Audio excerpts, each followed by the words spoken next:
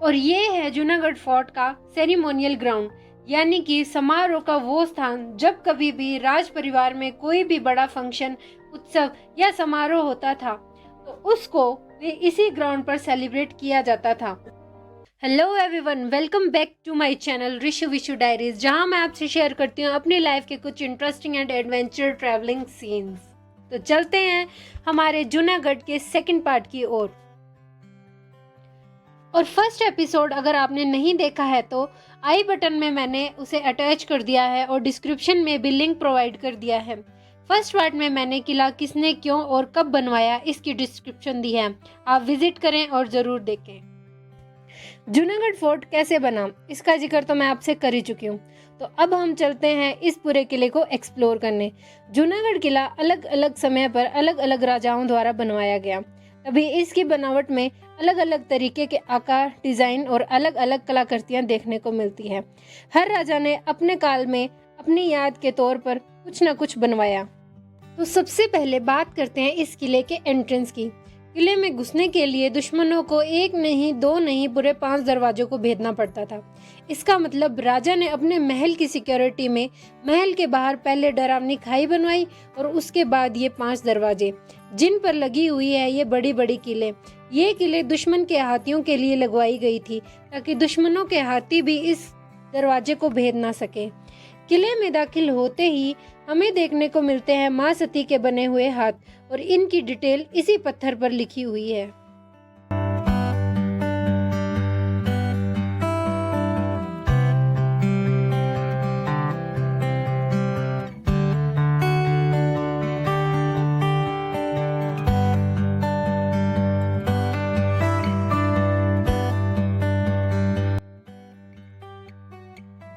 अब हम चलते हैं दूसरे दरवाजे दौलतपोल की ओर, जो कि राजा दौलतपोल नाम पर बनवाया गया। इसके बाहर सती हुई सभी रानियों के हाथ बने हुए हैं। जब राजा जंग में हार जाते थे या वीर गति को प्राप्त हो जाते थे तब सभी रानियां और दासियां सती हो जाती थी आग में कूदकर, ताकि वो दुश्मन से बच सके।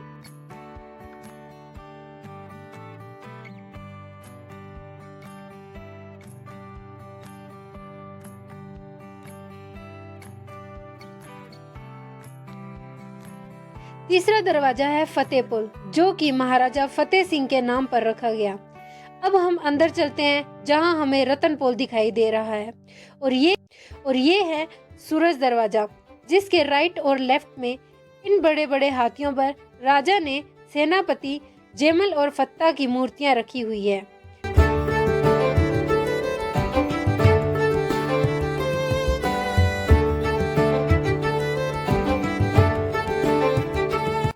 और यहाँ पर हमें देखने को मिलता है माता करनी का मंदिर।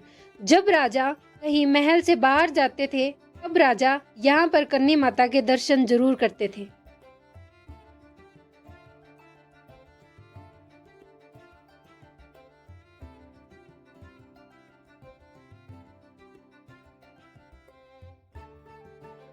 जैसा कि हम जानते ही हैं, इस किले को कई राजाओं ने अपने शासनकाल में बनवाया, जिसमें से यहाँ के सबसे बहादुर और यादगार राजा जो थे वो हैं महाराजा गंगा सिंह, जिनका जन्म 1880 में बीकानेर में हुआ।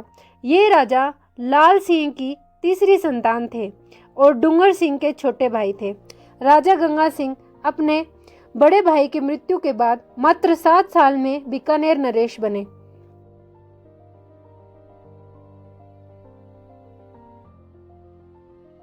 और ये है जूनागढ़ फोर्ट का सेरेमोनियल ग्राउंड, यानी कि समारोह का वो स्थान जब कभी भी राज परिवार में कोई भी बड़ा फंक्शन, उत्सव या समारोह होता था तो उसको वे इसी ग्राउंड पर सेलिब्रेट किया जाता था।